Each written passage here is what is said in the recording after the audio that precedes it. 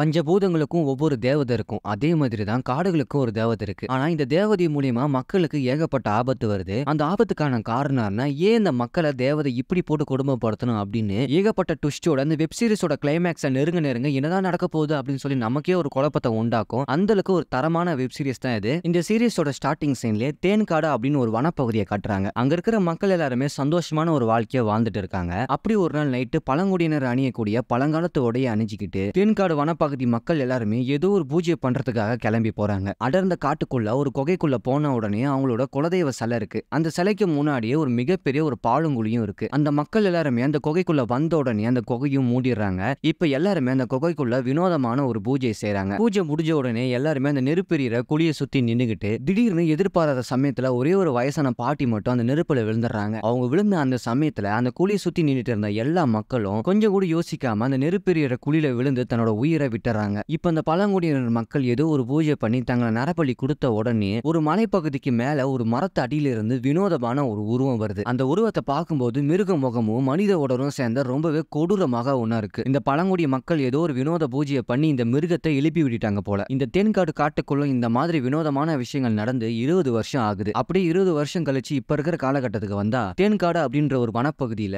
யானைகள் கூட்டமா சுத்திட்டு இருக்கு. அப்ப அந்த யானை கூட்டத்துக்கு பக்கத்திலேயே 3 ஃபாரஸ்ட் ஆபீசர் வந்து யானைகளை நோட்டம் வர்றாங்க. அப்ப ஒரே ஒரு ஆபீசர் மட்டும் மைக்கே ஊசியை துப்பாக்கியில வச்சு அந்த யானையை ஷூட் பண்றாங்க. அப்பதான் அந்த யானையோட கால்ல கண்ணாடி பாட்டில் ஏறி இருக்கு அப்படின்னு நமக்கு தெரிய வருது. ஏன்னா அந்த காட்டுக்குள்ள ஏகப்பட்ட பேர் அத்துமீறி நுழைஞ்சி ட்ரிங்க் பண்ணி அந்த பாட்டிலை அங்கேயே போட்டு போயிடுறாங்க. இதனால யானைகள் எல்லாமே பாதிப்படையுது. இதனாலதான் அந்த ஃபாரஸ்ட் ஆபீசரும் டாக்டர் மூலியமா அந்த அடிப்பட்ட யானைக்கு ட்ரீட்மெண்ட் பண்ணி அந்த யானையோட காயத்துக்கு மருந்து போடுறாங்க. இப்போ அப்படியே கட் பண்ணி நைட் டைம்ல அந்த காட்டுக்குள்ள ஒரே ஒரு கேமராமேன் வழி மாறி போயிடக்கூடாது அப்படின்னு ஒவ்வொரு மரத்திலையும் ஒரு துணியை கட்டுறாரு. அதை ஃபாலோ பண்ணி நம்ம வழியை கண்டுபிடிச்சிடலாம் அப்படின்னு அந்த துணியை கட்டிட்டே போறாரு. ஆனா மறுபடியும் எந்த இடத்துல துணி கட்டுறாரோ அதே இடத்துல மறுபடியும் வந்து நிக்கிறாரு.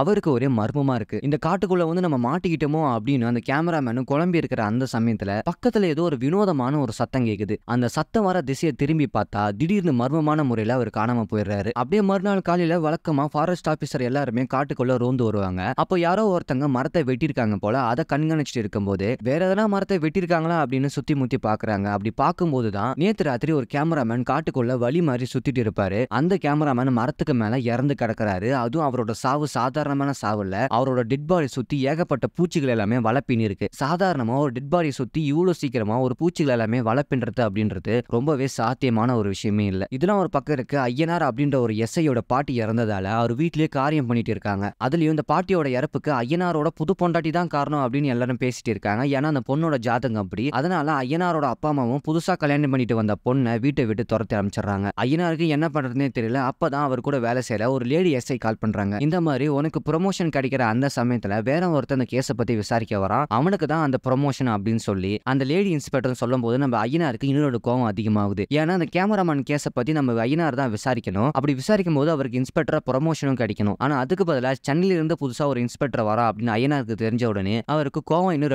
அதிகமாகுது. இப்போ புதுசா வந்த இன்ஸ்பெக்டர் அந்த கேமராமேன் கொலையை பத்தி விசாரிக்க கொலை நடந்த ஸ்பாட்டுக்கு கிளம்பி போறாரு. இந்த 2 எஸ்ஐயுமே அந்த ஸ்பாட்டுக்கு கிளம்பி போயிடுறாங்க. அந்த இடத்துக்கு போன உடனே புதுசா வந்த இன்ஸ்பெக்டர் ரிஷியும் அவங்க 2 பேத்தையும் கொலை எப்படி நடந்துச்சு கொஞ்சம் டீட்டெயிலா சொல்ல முடியுமா அப்படின்னு கேட்கிறாரு. அப்ப ஐயனார் இந்த கேமராமேன் பாடியை சுத்தி ஏகப்பட்ட வலைப்பின்னி பூச்சிகள் வலைய கட்டிட்டு இருந்துச்சு. பொதுவா ஒரு பூச்சி வலையை கட்டுதுன்னா அதுல இனப்பறக்க செஞ்சு அதிலே வாழ்றதுக்காக தான் இருக்கும். ஆனா இந்த வலையில ஒரு பூச்சி கூட இல்ல. அதோட அந்த கேமராமேனை யாருன்னா பணத்துக்காக கொலை பண்ணியிருந்தா கண்டிப்பா அவர் பணத்தை எடுத்துட்டு போயிருப்பாங்க. ஆனா இவரோட கேமராவும் பணமும் அவர் பேக்ல பத்திரமா தான் இருக்கு. சோ பணம் மோட்டிவ் இல்ல. ஒருவேளை இவர் சூசைட் பண்ணிருப்பாரோ அப்படின்னு சொல்லி பார்த்தா கூட தானாகவே ஒரு மரத்து மேல ஏறி சூசைட் பண்ண வாய்ப்பே இல்ல. அதோட இவர் இறந்திருக்கிற அந்த சமயத்துல இவரோட பாடியை சுத்தி ஏகப்பட்ட விஷப்பூக்கள் இருந்தது. இந்த பூக்களோட செடிகள் இந்த சுத்தி இருக்கிற காட்டுக்குள்ளேயே கிடையாது. வேற எங்க இருந்து அந்த பூக்கள் வந்திருக்கணும் அப்படின்னு ஒண்ணு மர்மமாவே தான் இருக்கு. சோ இந்த கேமராமேனோட கொலையை யார் பண்ணிருப்பா அப்படின்னு ஏகப்பட்ட மர்மங்களா தான் இருக்கு. எஸ்ஐ ஐயனாரும் நடந்த விஷயத்த எல்லாமே ரிஷி கிட்ட சொல்ல அப்ப அந்த நேரம் பார்த்து ஃபாரஸ்ட் ரேஞ்சர் சத்யா அங்க வராரு. ரிஷி இந்த கேஸை விசாரிக்க புதுசா வந்திருக்கிறதால சத்யா தான் அவருக்கான ஏற்பாடு எல்லாமே பண்ணி கொடுக்குறாரு. அதோட இன்ஸ்பெக்டர் ரிஷியும் இந்த கேமராமேன் கொலையை பத்தி நம்ம ஒன்னும் டீப்பா விசாரிக்கணும். அவர் தங்கியிருந்த ஹோட்டல் இந்த ஊர்ல ஏதாவது விசாரிச்சா தெரியும் யார் கூடனாச்சும் கேமராமேன் பேசிட்டு இருந்திருக்காரா அப்படின்னு ஏதாவது ஒரு டீட்டெயில் கிடைக்குமா அப்படின்னு ரிஷியும் மற்ற 2 எஸ்ஐயும் ரொம்பவே டீப்பா விசாரணை பண்ணிட்டு இருக்காங்க. அப்பதான் அந்த கேமராமேன் ரெகுலரா ஒரே ஒரு ஹோட்டலை மட்டும் சாப்பாடு பார்சல் பண்ணி வாங்கி சாப்பிடுவாரு. அந்த ஹோட்டலை போய் விசாரிக்கும் போது அங்க இருக்கிற ஒரு வெயிட்டர் அந்த கேமராமேன் கொலையை பத்தி விசாரிக்கும் போது வெயிட்டர் ஒரு மாதிரி சங்கடப்படுறான். ரிஷி அதை நோட் பண்றாரு. இவன் ஏன் இப்படி பதுங்குறா? அப்ப கண்டிப்பா இவனுக்கும் அந்த கொலைக்கும் ஏதோ சம்மந்தம் இருக்கும் அப்படின்னு அந்த வெயிட்டர் அரெஸ்ட் பண்ணி அந்த ரிஷி விசாரிக்கிறாரு. ஆரம்பத்துல இந்த கொலைக்கும் எனக்கு எந்த சம்பந்தமும் இல்லன்னு சொல்றான். உண்மையை சொல்லலன்னா நீ தான் அந்த கொலைக்கு காரணம் அப்படின்னு சொல்லி ஒன்ன அரெஸ்ட் பண்ண வேண்டியிருக்கும் அப்படின்னு மிரட்டும் போது அந்த வெயிட்டரும் உண்மையை சொல்ல ஆரம்பிக்கிறான். அந்த கேமராமேன் அடிக்கடி இந்த ஹோட்டலுக்கு சாப்பிட வருவாரு. அப்பதான் அந்த வெயிட்டர் கூட பழக்கம் ஆயிருக்கு. அப்பதான் நைட் டைம்ல காட்டுக்குள்ள போய் போட்டோ எடுக்கணும், நீ என் கூட துணைக்கு வா அப்படின்னு இந்த வெயிட்டரை கூப்பிட்டுக்கிட்டு கேமராமேன் காட்டுக்குள்ள போயிருக்காரு. அப்ப அந்த வெயிட்டருக்கு ஏதோ ஒரு வினோதமான ஒரு சத்தம் ஒன்று கேட்டிருக்கு. அந்த சத்தத்தை கேட்ட உடனே இதுக்கு மேல போக தேவையில்ல, நம்ம திரும்பி போயிடலாம் அப்படின்னு அந்த வெயிட்டர் இவ்வளவு சொல்லி பார்த்திருக்காரு. ஆனா கேமராமேன் வலுக்கட்டாயமா இன்னும் முன்னாடி போயிட்டே இருந்திருக்காரு. அப்ப திடீர்னு திரும்பி பார்த்தா கேமராமேனை யாரோ ஒருத்தங்க இழுத்துட்டு போற மாதிரி தெரியுது. அந்த வெயிட்டர் நின்னு நிதானமான்னு பார்த்தா அந்த கேமராமேனை இழுத்துட்டு போறது ஒரு வனரிச்சி, அது காட்டு தேவதை. இது சொல்லும் போது ரிஷியால நம்பவே முடியல. எடா சொல்ற காட்டு தேவதையா அப்படின்னு அவருக்கே ஒரு குழப்பமா தான் இருக்கு. ஏன்னா இந்த மாதிரியான ஒரு விஷயங்களை ரிஷி கேள்விப்பட்டிருக்கவே மாட்டாரு. இதுதான் ஃபர்ஸ்ட் டைம் அவருக்கு. வனரட்சி அப்படின்ற ஒரு காட்டு தேவதை தான் கேமராமேனை கொலை பண்ணிருக்கு அப்படின்னு வெயிட்டர் சொல்றான். இன்ஸ்பெக்டர் ரிஷி இந்த கேஸை விசாரிக்கும் போது அப்படியே இன்னொரு பக்கம் காட்டுக்குள்ள நைட் டைம்ல ஏதாவது மனித நடமாட்டம் இருக்கா அப்படின்னு 2 ஆபீசர் ரோந்து வந்துட்டு இருக்காங்க. அப்ப அந்த காட்டுக்குள்ள விலங்குகளை பிடிக்க ஒரு ட்ராப் ஒன்று செட் பண்ணிருக்காங்க. அந்த ட்ராப்ல தெரியாதரமா ஒரே ஒரு லேடி ஆபீசர் மட்டும் காலை விட்டுறாங்க. அவங்க காலில் பயங்கரமா அடிபட்டிருக்கு. அவங்களால நகர கூட முடியல. அவங்க கூட வந்த லேடி ஆபீசரும் நான் உன்னை காப்பாத்துறேன் அப்படின்னு அந்த கம்பியை விரிக்க பாக்குறாங்க. அவங்களால முடியல. ஏதாவது ஒரு பெரிய மரக்கட்டியா அந்த கம்பியை விரிக்க கொஞ்சம் ஹெல்ப்ஃபுல்லா இருக்கும் அப்படின்னு அவங்க அந்த மரக்கட்டியை தேட போகும்போது இவங்க வழியில துடிச்சிட்டு இருக்காங்க. அந்த சமயத்துல அந்த அடிப்பட்ட லேடி ஆபீசருக்கு முன்னாடி ஒரு வினோதமான ஒரு உருவம் ஒன்று தெரியுது. அவங்களும் என்னடா அது உருவம் தெரியுது அப்படின்னு சொல்லி உத்து பார்த்தா அங்க வந்திருக்கிறது வனரட்சி. அதை பார்த்த உடனே அவங்களுக்கு பயம் தாங்கல, பயங்கரமா கத்துறாங்க. குச்சி எடுக்க போன ஆபீசரும் இவன் ஏன் அப்படி கத்துறா அப்படின்னு மறுபடியும் ஓடி வரும்போது அவங்களும் கால் தடிக்கி கீழே விழுந்துடுறாங்க.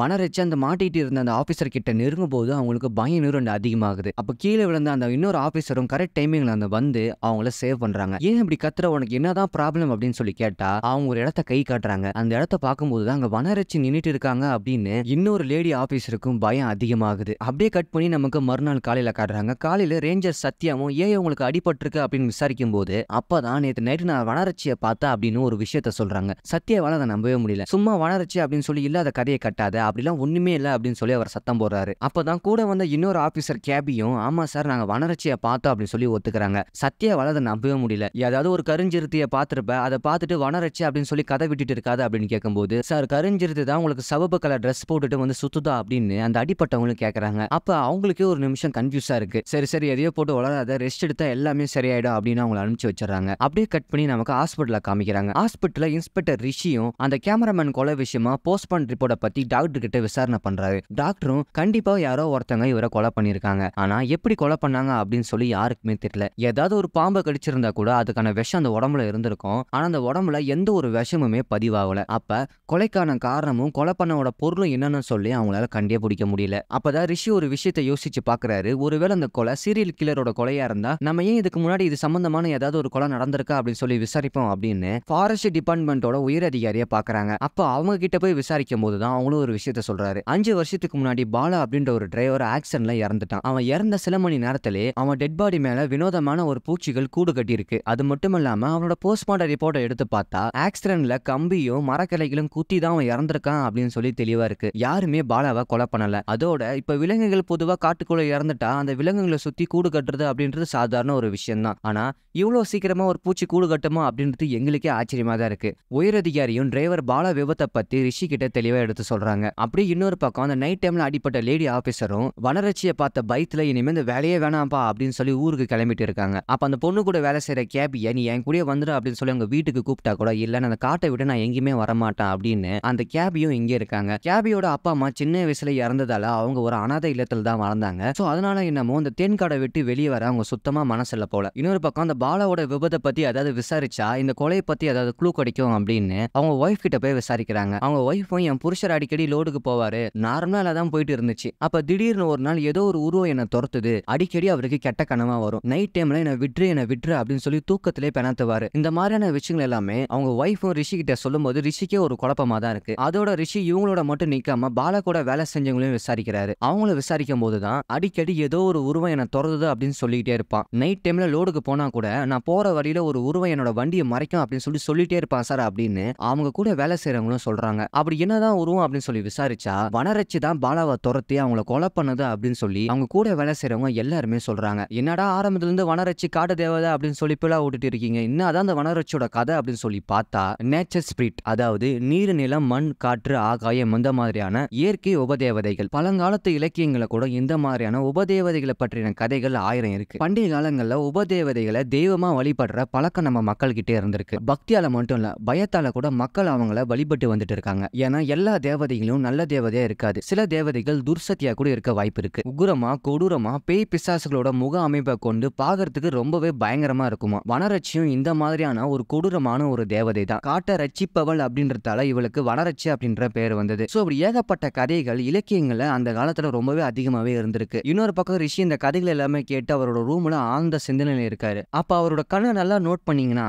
அவருக்கு ஒரு கண்ணு இல்லாம இருக்கும். அதாவது அவருக்கு ஒத்த கண்ணு. ஏதோ ஒரு விபத்துல அவரோட ஒரு கண்ணை இழந்திருப்பார் போல. அதனாலதான் டூப்ளிகேட் கண்ணை வச்சு மறைச்சிட்டு இருக்காரு. இந்த கண் வழியாலே அவர் ஏகப்பட்ட மெடிசனை எடுத்துட்டு வந்துட்டு இருக்காரு. அப்படி ஒரு நாள் காலையில காடுகள்ல சாலைகள் எல்லாமே விரிவுபடுத்தணும் அப்படின்னு சொல்லி ஒரு டெண்டர் ஒண்ணு விட்டுருப்பாங்க. அந்த டெண்டரை அந்த ஊரை சேர்ந்த ஒரு கான்ட்ராக்டர் தான் அதை எடுத்திருப்பாரு. அந்த இடத்துக்கு போய் பார்த்தா வேலை எதுவுமே செய்யாம எல்லாமே நிறுத்தி வச்சிருக்காங்க. ஏன்பா வேலை எதுவுமே செய்யாம இருக்கு, வேலை செய்ய ஆட்கள் யாருமே வரலையா அப்படின்னு சொல்லி விசாரிச்சா அந்த வேலை செய்யற ஆட்களை எவனோ ஒருத்தன் காட்டுக்குள்ள ஏதோ ஒரு பேய பார்த்திருக்கான் போல. அதனால பயந்துகிட்டு யாருமே வேலை செய்ய வரவே மாட்டாங்களாம். அந்த கான்ட்ராக்டரும் அதெல்லாம் எனக்கு தெரியாது, நான் 40 நார்த் இந்தியனை இறக்குறேன், அவங்க மூலியமா வேலை வாங்கி இந்த ரோடு வேலையை எனக்கு முடிச்சு கூட அப்படின்னு மேனேஜர் கிட்ட பேசிட்டு இருக்காரு. அன்னைக்கு நேற்று ஒரு கர்ப்பமான ஒரு அக்கா ஹாஸ்பிட்டல செக்கப்பை முடிச்சுட்டு ஒரு சின்ன குழந்தையோட தனியா ரோட்டு நடந்துட்டு வந்துட்டு இருக்காங்க. அப்ப அந்த வழியா ஒரு பாட்டி ஏமா நைட் டைம்ல தனியா போற, அதுவும் கர்ப்பமா வேற இருக்க. கர்ப்பமா இருக்கிற பொம்பளைங்களை பார்த்தா வனரட்சி சும்மாவே விட மாட்டா. வனரட்சிக்கு குழந்தை பாக்கியம் இல்லாததால எனக்கு மட்டும் இல்ல உங்களுக்கு ஏன் இருக்கணும் அப்படின்னு சொல்லி அவளுக்கு ஒரு வெறி. ஏதாவது ஒரு இரும்பு பொருளை கையில வச்சுக்கோ, வனரட்சி உன்கிட்ட வர முடியாது அப்படின்னு அந்த பாட்டியும் அந்த அக்காவை இன்னும் 2 பயம்புறுத்துது. கூட வந்த குட்டி பொண்ணு அவங்க வீட்டுல விட்டுட்டு இப்ப அந்த அக்கா தனியா தான் அவங்க வீட்டுக்கு நடந்து போகணும். அப்படி போற வழியில ஏதோ ஒரு வினோதமான சத்தம் கேக்குது.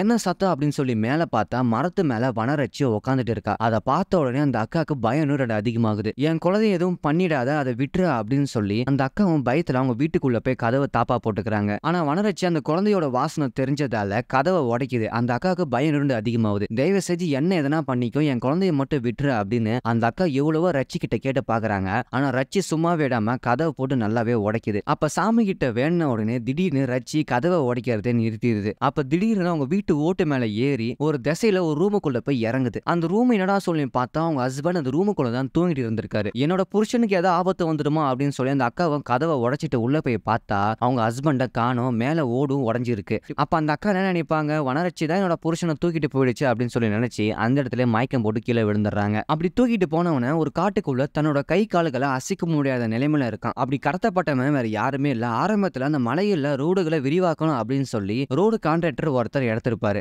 அவரை தான் யாரோ ஒருத்தங்க தூக்கிட்டு வந்திருக்காங்க. யார்தான் இவனை தூக்கிட்டு வந்தது அப்படின்னு சொல்லி பார்த்தா இவனுக்கு முன்னாடி ஒரு வினோதமான ஒரு உருவம் ஒண்ணு. அது வேற யாருமே இல்ல, வனரட்சி தான். வனரட்சி நடக்கும்போது கை கால்களை நேரா வைக்காம எலும்ப உடைச்சி நடக்கும்போது அப்பா நமக்கே பார்க்கும்போது ஒரு பயம் வரும். எப்படியாச்சும் வனரட்சி கிட்ட இருந்து தப்பிக்கலாம் அப்படின்னு சொல்லி பார்த்தா கை கால்களை அசைக்க முடியல. வனரட்சி கிட்ட நெருங்க பயத்திலே அவன் உயிர் போயிடும் போல. அந்த அளவுக்கு ஒரு கொடூரமான ஒரு சம்பவமா தான் அது இருக்கு. ஊருக்குள்ள ஒரு கான்ட்ராக்டர் வீடு புகுந்து தூக்கிட்டு போயிருக்காங்க. இந்த விஷயம் ரிஷிக்கு தெரிய வருது. ரிஷியும் வந்து அவர் வீட்டுல வந்து செக் பண்ணி பாக்குறாரு. அது எப்படி இந்த வீட்டோட ஓட்டை பிரிச்சு அவரோட ஒய்ஃப் பாக்குறதுக்கு முன்னாடியே அவர் தூக்கி இருக்க முடியும். அப்ப யாரோ ஒருத்தங்க இவங்களோட ஒய்ஃபை பயமுறுத்தி அவங்க ஒய்ஃபை பாக்குறதுக்கு முன்னாடியே இவரோட ஹஸ்பண்ட தூக்கி இருப்பாங்க. சோ கண்டிப்பா யாரோ அந்த கான்ட்ராக்டரை கடத்தி தான் வச்சிருக்கணும். அவரோட உயிருக்கு ஆபத்து ஏற்படுறதுக்கு முன்னாடி அவர் நம்ம கண்டுபிடிச்சிடணும் அப்படின்னு அவரோட துணியை வச்சு மோப்ப நாய் மூலியமா செக் பண்றாங்க. அந்த மோப்ப நாய்களும் கரெக்டா காட்டுக்குள்ள போய் ஒரு நிக்குது. அந்த காட்டுக்குள்ள போய் நின்ன உடனே வினோதமான ஒரு சத்தம் கேக்குது. அந்த சத்தத்தை கேட்ட உடனே நாய்கள் எல்லாருமே பயங்கரமா பயப்படுது.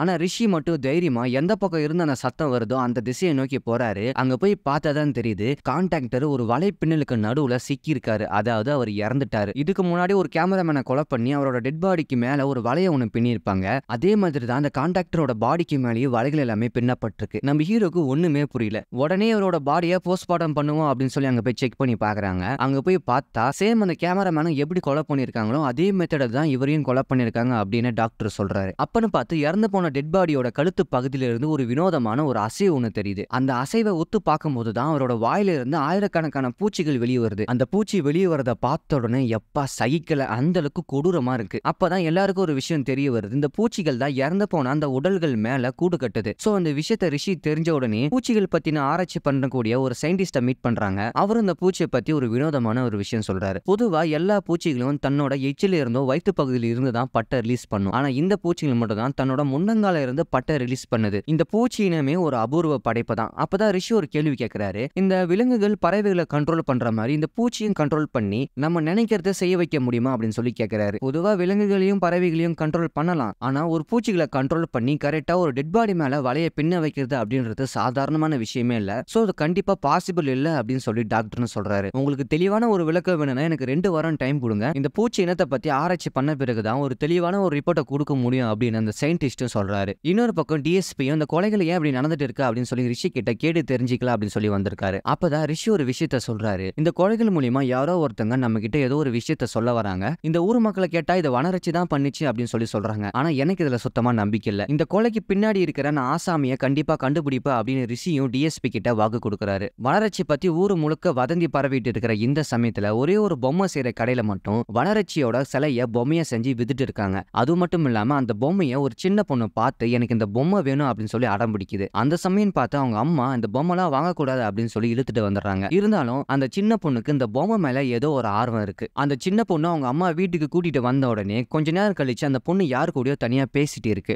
அவங்க அம்மா அதை நோட் பண்ணி அங்கன்னா தனியா பேசிட்டு இருக்க, வீட்டுக்குள்ளவா அப்படின்றாங்க. கொஞ்ச நேரம் கழிச்சு அந்த சின்ன பொண்ணை காணோம். அவங்க அம்மாக்கு ஐயோ நம்ம பொண்ணை காணமே அப்படின்னு சொல்லி வீடு முழுக்க தேடுறாங்க. அப்ப அந்த வீட்டோட வறண்டாவில அந்த பொண்ணு ஒரு பொம்மையை வச்சு விளையாடிட்டு இருக்கும். அவங்க அம்மாவும் இங்க என்ன பண்ணிட்டு இருக்க, என் கூட வா அப்படின்னு சொல்லி கூட்டிட்டு போயிடுறாங்க. அந்த சின்ன பொண்ணு விளையாடிட்டு இருந்த ஏகப்பட்ட பொம்மைகள்ல கடையில அந்த சின்ன பொண்ணை பார்த்தா வனரட்சி பொம்மையும் அங்க இருந்தது. இந்த சின்ன பொண்ணும் இந்த பொம்மையை அந்த கடையில வாங்கவே இல்ல. ஆனா எப்படி இந்த வனரட்சியோட பொம்மை இவங்க வீட்டுக்குள்ள வந்திருக்கோம் அப்படின்னு ரொம்பவே மர்மமா தான் இருக்கு. அப்படியே நைட் டைம் ஆனதால அந்த குழந்தையோட அப்பாவும் அம்மாவும் தூங்கிட்டு இருக்காங்க. அப்ப அந்த குழந்தையோட அம்மாக்கு மட்டும் ஏதோ ஒரு வினோதமான சத்தம் கேக்குது. என்ன சத்தம் கேக்குது அப்படின்னு சொல்லி அப்பாவும் அம்மாவும் வீடு முழுக்க தேடி பாக்குறாங்க. அப்ப அந்த குழந்தையோட ரூம்ல வனரட்சியோட பொம்மை அவங்க அப்பா பாக்குறாரு. அந்த பொம்மையை பார்த்த உடனே அவருக்கு ஏதோ ஒரு பில்லி சூனிய பொம்மை மாதிரி இருக்கு, இது எப்படி நம்ம வீட்டுக்குள்ள வந்துச்சு அப்படின்னு சொல்லி அவருக்கு ஒரு பயம். உடனே இந்த பொம்மையை நான் எரிச்சிடறேன், எவனோ ஒருத்தன் எனக்கு செய்வன வைக்கிறான் அப்படின்னு சொல்லி கொஞ்சம் கூட யோசிக்காம அந்த வனரட்சியோட பொம்மையை போட்டு எரிக்கிறாரு. பொம்மையை எரிக்கும் போது எவன்டா என்னோட பொம்மையை எரிக்கிறது அப்படின்னு சொல்லி வனரட்சி அந்த மரத்து மேல உட்காந்து பார்த்துட்டு இருக்கு. ஆனா அவங்க எதுவுமே பண்ணல. அந்த சமயத்துல இங்க எவ்வளவு அமிழ்துமணி நடக்குது. ஆனா ஐயனார் வந்து அவரோட புது பொண்டாட்டிகிட்ட போய் சமாதானம் பேசுறாரு. ஏன்னா ஐயனாரோட அப்பா அம்மா இவங்க ஜாதகம் சரியில்லை, அதனாலதான் அவர் பாட்டி இறந்துட்டாங்க அப்படின்னு சொல்லி தப்பா பேசுவாங்க. அதனாலதான் அவங்க கோவமா வெளியே வந்திருப்பாங்க. ஐயனாரும் எவ்வளவோ சமாதானப்படுத்தி பாக்குறாரு. ஆனா அவங்க கேட்கிற மாதிரியே இல்ல. அப்படியே கட் பண்ணி நமக்கு நைட் டைம்ல அந்த வனரட்சி பொம்மையை செஞ்சு விற்கக்கூடிய ஒரு பொம்மை கடைக்கார அக்கா தன்னோட கடையை மூடிட்டு நைட் டைம்ல தனியா நடந்து வீட்டுக்கு போறாங்க. அப்ப அந்த அக்கா தனியா நடந்து போறத பார்த்து ஒரு ஆண் வந்து பின்னாடியே ஃபாலோ பண்ணிட்டு இருக்காரு. இதாண்டா சான்ஸ் அப்படின்னு சொல்லி அவங்களும் கஷ்டப்பட்டு பயத்துல எப்படியோ வீட்டு வரைக்கும் வந்துடுறாங்க. ஆனா வீட்டுக்கு வந்த பிறகுமே அந்த ஆண் வந்து பின்னாடியே ஃபாலோ பண்ணிட்டு இருக்கான். அப்ப அந்த பொம்மை கடை அக்காவோட வீட்டு ஜன்னல் திறந்துதான் இருக்கும். பின்னாடியே ஃபாலோ பண்ணி வந்தவனும் வீட்டுக்குள்ள என்ன நடக்குது அப்படின்னு சொல்லி ஜன்னல் வழியா எட்டி பாக்குறான். அப்ப அந்த அக்கா கண்ணாடி முன்னாடி தலையெல்லாமே விரிச்சு போட்டு நிமிந்து பாக்குறாங்க. அவங்க கண்கள் எல்லாமே பயங்கர வெள்ளையா இருக்கு. அப்ப அவங்களுக்கு பேய் பிடிச்ச மாதிரி ஒரு சிம்டம்ஸ் ஒண்ணு ஏற்படுது. அப்ப அந்த பின்னாடி ஃபாலோ பண்ணிட்டு வந்தவனும் பயத்தில் தெரிச்சு ஓடுறான். ஒருவேளை வனரட்சி தான் இவங்க உடம்புக்குள்ள புகுந்து எல்லாரோட கொலைக்கும் காரணமா இருக்கா அப்படின்னு நமக்கே கொஞ்சம் குழப்பமா தான் இருக்கு. நாளுக்கு நாள் இந்த வனரட்சி பத்தின கதைகளும் கொலைகள் ஏன் நடக்குது அப்படின்னு ரிஷிக்கு சுத்தமா புரியல. சோ அதனால நம்ம காட்டுக்குள்ளே இருந்து விசாரணை பண்ணாதான் அதுக்கு ஒரு முடிவு வரும் அப்படின்னு ரிஷியும் ஐயனாரும் 2 பேருமே காட்டுக்குள்ள இருக்கிற ஒரு கெஸ்ட் ஹவுஸ்ல தங்கி விசாரணை பண்ண ஆரம்பிக்கிறாங்க. அப்பதான் ரிஷி வந்து ஐயனார் கிட்ட ஒரு விஷயத்த கேக்குறாரு. இந்த காட்டு தேவதைகளை பத்தி நீங்க என்ன நினைக்கிறீங்க அப்படின்னு கேட்கும்போது ஐயனார் இதுக்கு முன்னாடி இந்த வனரட்சி பத்தி டீப்பான ஒரு ரிசர்ச் அவர் பண்ணிருக்காரு. அதாவது எல்லா கடவுளுக்கும் மிருகங்களுக்கும் ஒரு சம்பந்தம் இருக்கு. உதாரணத்துக்கு சிவனுக்கு பாம்பு, முருகருக்கு மயில், விநாயகருக்கு எலி அப்படின்னு ஏகப்பட்ட கடவுள்கள் தன்னோட விலங்குகளை ஒரு வாகனமா யூஸ் பண்றாங்க. அதே மாதிரி தான் வனரட்சியும். இந்த வனரட்சி ஒருத்தரை கொலை பண்ண பிறகு அதுக்கப்புறமா அந்த பூச்சிகள் எல்லாருமே அந்த இறந்து போன உடல்கள் மேல கூடு கட்டும். இதை இறுதி சடங்கு அப்படின்னு சொல்லுவாங்க. வனரட்சிக்கு அந்த பூச்சி தான் வாகனம். இந்த மாதிரியான விஷயங்கள் எல்லாமே ஐயனா ரிஷி கிட்ட சொல்லும்போது அவருக்கு கோவம் தான் வருது. கொஞ்சமாச்சு போலீஸ்கார மாதிரி பேசுங்க, இந்த வனரட்சி சாமி கடவுள் அதெல்லாம் எதுவுமே கிடையாது. கண்டிப்பா ஒவ்வொரு கொலைக்கு பின்னாடி ஏதோ ஒரு காரணம் இருக்கும், ஏதோ ஒரு சயின்டிபிக்கலா ஏதோ ஒரு விஷயம் மறைஞ்சிருக்கும், அதை தான் நம்ம கண்டுபிடிக்கணும், அதுதான் நம்ம வேலை அப்படின்னு ரிஷியும் ஐயனார் கிட்ட பேசிக்கிட்டு அவங்க தங்குற கெஸ்ட் ஹவுஸ்க்கு கிளம்பி போறாங்க. அங்க போன உடனே ரேஞ்சர் சத்யா பாம்புக்கு தாகமா இருக்கும் போல, அதனால பாம்புக்கு தண்ணி கொடுத்துட்டு இருக்காரு. ஏதோ மாட்டுக்கு தண்ணி காட்டுற மாதிரி காட்டிட்டு இருக்காரு. ரிஷி இதை உன்னிப்பா நோட் பண்றாரு.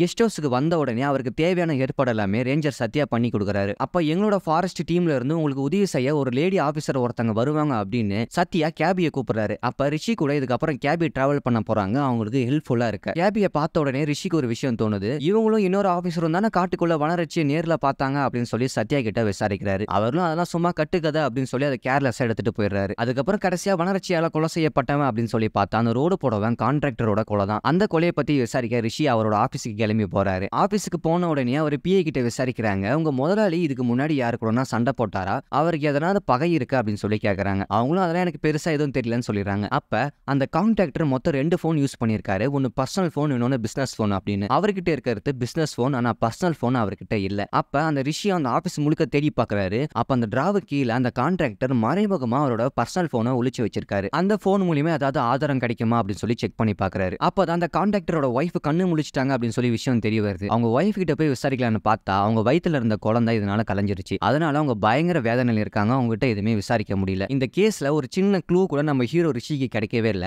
அதனால அவர் பயங்கர டென்ஷன்ல இருக்காரு. ஏற்கனவே ஒரு விபத்துல அவருக்கு ஒரு கண்ணு தெரியாது. இதனால அடிக்கடி அவருக்கு தலைவலி வரும். ஒரு பக்கம் கேஸ் டென்ஷன் வேற. இதனால பயங்கர டிப்ரெஷன்ல இருக்காரு. அப்பதான் கேபிக்கு ஒரு விஷயம் தெரிய வருது. அதாவது இன்ஸ்பெக்டருக்கு ஒரு கண்ணு கிடையாது, அது டூப்ளிகேட் கண்ணு. ஒரு கண்ணு மட்டும் தான் அவருக்கு நல்லா தெரியும் அப்படின்னு சொல்லி கேபியும் பாத்துறாங்க. அடிக்கடி ரிஷிக்கு தலைவலி வரும். ஒரு பக்கம் அவருக்கு ஒரு கண்ணு வேற தெரியாது. இந்த தலைவலியை சரிப்படுத்த கேபி தான் ரிஷிக்கு ஒரு மூலிகை டீயை போட்டு கொடுக்குறாங்க. அந்த டீ குடிச்ச உடனே அவருக்கு அப்படி ஒரு புத்துணர்ச்சி, தலைவலியும் லேசா குறைஞ்ச மாதிரி இருக்கு. இப்ப ஹீரோ ரிஷியும் கேபியும் ஓரளவுக்கு ஃப்ரெண்ட்ஷிப் ஆயிடுறாங்க. இவங்களுக்குள்ள ஒரு நல்ல பழக்கமும் ஏற்படுது. அப்படியே கட் பண்ணி ஒரு டீ ஃபேக்டரியை காட்டுறாங்க. ஆரம்பத்துல ஒரு சின்ன குழந்தையோட அப்பா எனக்கு யாரோ செய்வன வச்சுட்டாங்க அப்படின்னு சொல்லி வளர்ச்சியோட பொம்மையை எரிச்சிருப்பாரு. அவரை காட்டுறாங்க. அவர் தான் இந்த டீ ஃபேக்டரியோட ஓனர் போல. அவரும் நைட் டைம்ல வேலை எல்லாமே முடிச்சுட்டு சரி வீட்டுக்கு போகலாம் அப்படின்னு சொல்லி வீட்டுக்கு கிளம்ப ரெடி ஆயிட்டாரு. அப்ப ஒய்ஃப் கால் பண்றாங்க. நேத்து நீங்க ஒரு பொம்மை எரிச்சிங்களா, அது விஷயமா நான் பூசாரி கிட்ட பேசினேன். அது அவர் கேட்காம எரிச்சதால பயங்கரமா திட்டுறாரு. அந்த பொம்மை சம்பந்தமா ஏதோ பூஜை பண்ணணுமா, சோ அதுக்காக அவர் வந்திருக்காரு, நீங்க உடனே வீட்டுக்கு வாங்க அப்படின்னு அவங்க ஒய்ஃபும் போன்ல இந்த மாதிரியான விஷயங்கள் எல்லாமே பேசிட்டு இருக்காங்க. இன்னொரு பக்கம் அவர் கார் எடுத்துட்டு வீட்டுக்கு போகலான்னு கிளம்புற அந்த சமயத்துல கார் ஸ்டார்ட் ஆகல. அப்பன்னு பார்த்து காருக்கு பின்னாடி ஏதோ ஒரு வினோதமான சத்தம் கேக்குது. என்ன சத்தம் அப்படின்னு கார் கண்ணாடி வழியா பார்த்தா பின்னாடி வளரச்சி காருக்கு மேல நின்னுட்டு இருக்கு. இதுக்கப்புறம் என்ன நடக்க போகுதுன்னு சொல்லவா வேணும். டக்குன்னு பிளாக் ஆகி அந்த பொம்மையை எரிச்சவன வளரச்சி தூக்கிட்டு போயிடுச்சு. அப்படியே மறுநாள் காலையில ரேஞ்சர் சத்யாவும் தூங்கி எழுந்து வழக்கம் போல பறவைகளுக்கு சாப்பாடு வச்சுட்டு இருக்காரு. அப்போ ஒரே ஒரு நீல பறவை மட்டும் அவருக்கு ஃப்ரெண்டு போல அவர் கையில இருக்கிற விதைகளை அது சாப்பிட்டுட்டு இருக்கு. அப்படியே ரேஞ்சர் சத்யாவும் வேலைக்கு கிளம்பி போறாரு.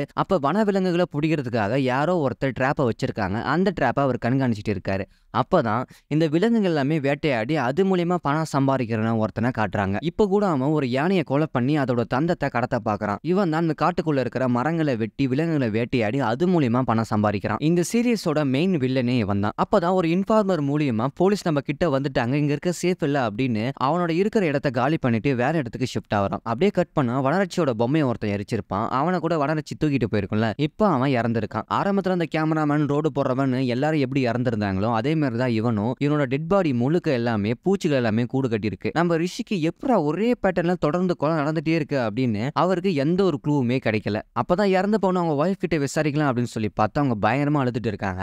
இப்போதைக்கு இங்க விசாரிக்க முடியாது. அதனால அவன் தம்பி கிட்ட விசாரிக்கிறாங்க. அவன் தம்பி கிட்ட விசாரிக்கும் போது உங்க அண்ணன் யார் யார் கூட டீலிங் வச்சிருந்தானா, உங்க அண்ணனுக்கு யாரா எதிரி இருக்காங்களா அப்படின்னு சொல்லி ஐயனாரும் விசாரிச்சுட்டே இருக்காரு. அப்ப அவன் தம்பிக்கு கால் வந்துட்டே இருக்கு. ரிஷி அதை நோட் பண்றாரு. யாரோ முக்கியமானவங்க கால் பண்றாங்க, எடுத்து பேசுங்க அப்படின்னு சொல்லி அவனும் கால் எடுத்து பேசுறான். ஆப்போசிட்ல பேசுறது மெயின் வில்லன் தான். வில்லனும் யானையோட தந்தங்களை அந்த தேயிலை ஃபேக்டரி ஓனர் கிட்ட தான் கொடுத்து கைமாத்த வச்சிருப்பாராம். இப்ப அவன் இறந்துட்டான். அதுக்கு பதிலா அவன் தம்பிக்கு கால் பண்ணி எனக்கு வர வேண்டிய பணம் வரல, அதுக்கு நீ தான் பொறுப்பா அப்படின்னு அவங்க தம்பியை போட்டு வில்லன் மிரட்டிட்டு இருக்காரு. பக்கத்துல போலீஸ் இருக்கிறதால அந்த தம்பியால எதுவும் பேச முடியல, அப்புறமா பேசுறேன் அப்படின்னு சொல்லி கட் பண்ணிடுறாரு. போலீஸ் கேட்கும்போது சார் பொள்ளாச்சியில ஒரு டீலர் கிட்ட பேசிட்டு இருந்தேன் அப்படின்னு சொல்லி போய் தான் சொல்றான். ஆனா ஹீரோ ரிஷிக்கு தெரிய வருது கண்டிப்பா தம்பி ஏதோ ஒரு விஷயத்த போய் சொல்றான் அப்படின்னு. அப்படியே நமக்கு 3 ஃபாரஸ்ட் ஆபீசரை காட்டுறாங்க. வழக்கமான செக்கிங் தான். இந்த காட்டுக்குள்ள விலங்குகள் நடமாட்டத்தை அறிய கேமரா ஒன்னு செட் பண்ணிருப்பாங்க. அந்த கேமரா வந்து செக் பண்ணி பார்த்தா அந்த கேமரா உடைஞ்சிருக்கு. ஒரு கேமரா மட்டும் இல்லாம நிறைய கேமரா உடைஞ்சிருக்கு. அந்த ஆபீசர் அந்த கேமராவை கலெக்ட் பண்ணி ரேஞ்சர் சத்யா கிட்ட போய் கொடுக்குறாரு. அவரும் அந்த கேமரால இருக்கிற மெமரி கார்டை செக் பண்ணி பாக்குறாரு, ஏதாவது ஒரு விஷயம் மாட்டிருக்கா அப்படின்னு. சத்யா அந்த மெமரி கார்டில் இருக்கிற வீடியோ பார்க்கும்போது அவருக்கு பயங்கர ஷாக்கு. ஏன்னா அந்த வீடியோல ஏதோ ஒரு வினோதமான ஒரு உருவம் தெரியுது. அந்த உருவத்தை ஜூம் பண்ணி பார்த்தா அங்க இருக்கிறது வனரட்சி. அது அவரால் நம்பவே முடியல.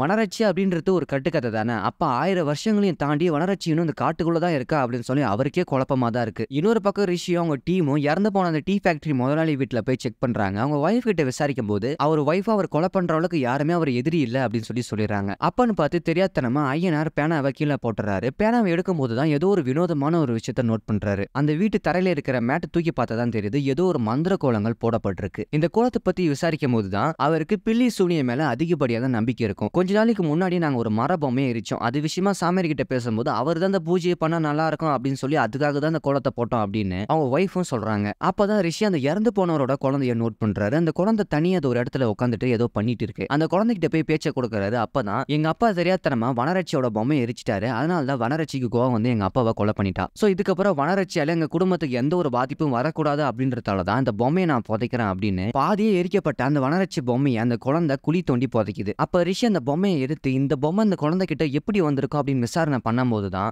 இந்த தேன்காடுல இருக்கிற ஏகப்பட்ட பொம்மை கடையிலேயே மங்கை அப்படின்ற ஒருத்தவங்க தான் அந்த பொம்மையை பர்டிகுலரா செய்யறாங்க. ரிஷி அவங்க டீமும் நேரா மங்கையோட வீட்டுல போய் சோதனை பண்றாங்க. அப்ப ஏகப்பட்ட வனரட்சி பொம்மைகள் அங்க செஞ்சிருக்கு. அப்ப ஒரு பழங்காலத்து ஒரு பொட்டி ஒண்ணு இருக்கு. அந்த பொட்டியை திறந்து பார்த்தா வனரட்சியோட காஸ்டியூம், அதாவது ஒரு பெண் அணிய கூட கூட வனரட்சியோட காஸ்டியூம் அங்க இருக்கு. ரிஷி அதை பார்த்த உடனே மங்கை தான் வனரட்சி காஸ்டியூம் போட்டு ஏகப்பட்ட கொலைக்கு காரணமா இருந்திருக்காளா அப்படின்னு சொல்லி உடனே அரெஸ்ட் பண்ணி அவளை விசாரிக்கிறாங்க. ஆரம்பத்துல கூட மங்கையோட வீட்டு ஜன்னல ஒருத்தர் எட்டி பார்க்கும்போது தனக்குள்ள பேய் ஏதோ இருக்கிற மாதிரி நடந்திருப்பாங்க. இப்ப வனரட்சியோட காஸ்டியூம் மங்கையோட வீட்டுல மாட்டிருக்கு. அப்ப கண்டிப்பா அந்த வனரட்சிக்கும் மங்கைக்கும் ஏதோ சம்மந்தம் இருக்கும் அப்படின்னு நமக்கு போக போக தான் தெரிய போகுது. மங்கைய கஸ்டடியில எடுத்து ரிஷியும் எல்லாத்தையும் விசாரிக்க ஆரம்பிக்கிறாரு. நடந்த கொலையோட போட்டோஸ், நீ தான் அந்த கொலையை பண்ணியா அப்படின்னு சொல்லி கேட்கிறாரு. ஆனா மங்கையும் இதுக்கும் இந்த கொலைக்கு எந்த சம்மந்தமும் இல்ல, இவங்கலாம் யாருன்னு எனக்கு தெரியாது, இதுக்கு முன்னாடி நான் இவங்களை பார்த்ததே இல்ல அப்படின்னு சொல்லி சொல்றாங்க. அதுக்கு ரிஷியும் சரி நீ இவங்களை பார்த்தது இல்ல, அப்புறம் எப்படி வனரட்சியோட காஸ்டியூம் வீட்டுக்குள்ள இருந்துச்சு அப்படின்னு சொல்லி விசாரிக்கிறாரு. இங்க பாருங்க சார், நான் ஒரு நாடக கலைஞர், வனரட்சியோட வேஷத்தை போட்டு நான் வந்து நாடகம் ஆடுவேன். சோ அதனாலதான் அந்த காஸ்டியூம் என் வீட்டுல இருந்துச்சு அப்படின்னு சொல்லி ரிஷி எந்த கேள்வி கேட்டாலும் அதுக்கு சாலிடான ஒரு ஆன்சர் அவங்க வைக்கிறாங்க. ரிஷில அந்த கேஸுக்கு ஒரு பிடி கூட கிடைக்கல, எங்க போனாலும் நெகட்டிவா இருக்கு. இது விஷயமா நைட்டு ரேஞ்சர் சத்யா கிட்ட பேசிட்டு இருக்கும் போதுதான் அப்ப சத்யாவோட ஃப்ரெண்டான நீலக்குருவி அந்த இடத்துக்கு வருது. அப்ப நீலக்குருவியை இன்ஸ்பெக்டர் ரிஷி பார்த்து சந்தோஷமாடிறாரு, அதுக்கு தானியங்களையும் கொடுக்குறாரு. மறுநாளே மங்கை சொன்ன விஷயங்கள் எல்லாமே உண்மையா அப்படின்னு மங்கையோட வீட்டுல போய் விசாரணை பண்றாரு. இந்த ஊரோட தலைவரோட பொண்ணு தான் மங்கை. அவர் வீட்டுல போய் விசாரிக்கும் போதுதான் அவருக்கு நடனம்னா ரொம்ப பிடிக்கும். அவங்க அப்பா இதெல்லாம் எதுவுமே பண்ணக்கூடாது அப்படின்னு சொன்னதால அவர் வீட்டை விட்டே ஓடி போயிட்டா. சோ இதனால இப்ப அவளுக்கு எங்களுக்கு எந்த பேச்சுவார்த்தையுமே இல்ல அப்படின்னு அவங்க அம்மா சொல்லிட்டு அழுதுட்டு இருக்காங்க. இன்னொரு பக்கம் மங்கை நடிக்கிற டிராமா குரூப்ல போய் விசாரணை பண்றாரு. ஆமா சார், நாங்க காடுகளை பத்தி ஒரு டிராமா ஒண்ணு பண்றோம், அந்த டிராமால வனரட்சி தான் மெயின் கேரக்டர். சோ அதனால தான் மங்கை வீட்டுல அந்த வனரட்சியோட காஸ்டியூம் இருந்துச்சு அப்படின்னு அந்த டிராமா நடத்திட்டு வந்தவங்களும் கரெக்டா சொல்றாங்க. ரிஷிக்கு எந்த பக்கம் போனாலும் நெகட்டிவா இருக்கு. சோ மங்கை சொன்னது எல்லாமே உண்மையா இருந்தா அப்ப நிஜமாலுமே வனரட்சி வேஷம் போட்டு இந்த கொலை எல்லாம் பண்றது யாரு அப்படின்னு சொல்லி அவருக்கு தெரியவே இல்லை. கடைசியில ஆரம்பிச்ச இடத்துல ரிஷி வந்து முடிக்கிறாரு, மங்கை வனரட்சி கிடையாது, அப்ப வனரட்சி வேஷம் போடுது இது கொலையெல்லாம் பண்ணது யாரு, வனரட்சிக்கும் இந்த கொலைகளுக்கும் அப்படி என்னதான் சம்பந்தம், ஏன் வனரட்சி இந்த குறிப்பிட்ட ஆளுகளை தேர்ந்தெடுத்து கொலை பண்ணணும் அப்படின்னு ஏகப்பட்ட காரணங்களுக்கு விடை தெரியாம ரிஷி ரொம்ப குழம்பி போயிருக்காரு. இந்த சீரிஸோட கதையை நீங்க இன்னும் தெரிஞ்சுக்க விரும்பினீங்கன்னா இந்த சீரிஸோட பார்ட் 2 நான் அப்லோட் பண்ணிருக்கேன், மறக்காம எல்லாரும் செக் பண்ணி பாருங்க.